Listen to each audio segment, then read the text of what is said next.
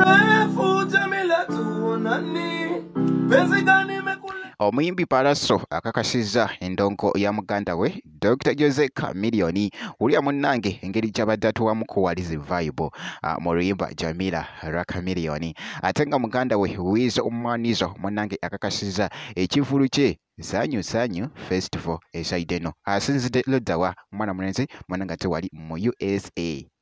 biri bitya eside eno bampita Jamila ati nsinziza ku Jamila Tegi ngenda kubeera nga munnange nga ntandika ate wali ne mwana mulenzi munnange ate Pallaso ate masa wajije ne mwana mulenzi ate Wizo juga nti nonkute Mayanja family era nga munnange gye nkuteka olunaku olwaliro eside eno juga nti nebintu edinga ate mbijjayo ate nembikuwa naddala music and personalities ate munnange mbeera natuuse dda wano ku Jamila Tegi ngenda kubeera nga ntandika ne Pallaso era butereevu wali munnange nga ali mutuwamuko wali vibe ayimbyemu munnange oluyimba lwa muganda we abadde akuba wali ate piano bibadde bitya ku katambi kano akabadde kagetinga viral bwetiti ate male nkomewo Mrefu Jamila tuonani, penzi gani mekuleta kwangu nyumbani,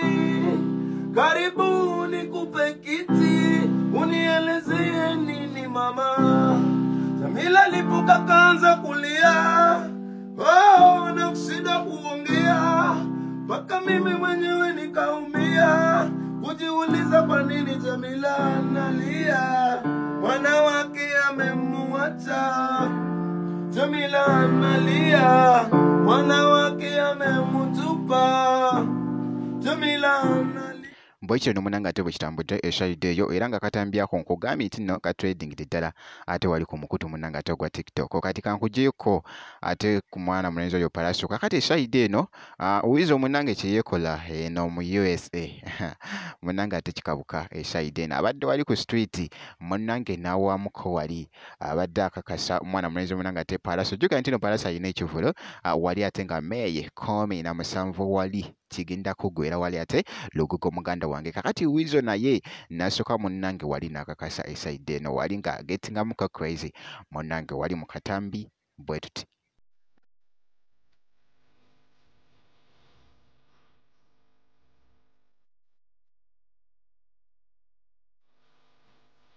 Big up Pallaso, Sanyu concert. See you there when you see me.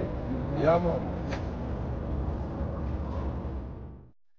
bwekyo no munanga ate bwekitambudde saidi eno era nga wenti ate wenkyekizawo ku bantu bano ngenda kubeera nga nkomawo kakasa nti nno video gimpya like kosa n'okusubscribinga jjukira nti nobeera ofuna notification ku video ate zibeera zijja ngenda kubeera nga nkomawo ate maaso eyo katono nnyo bwekiti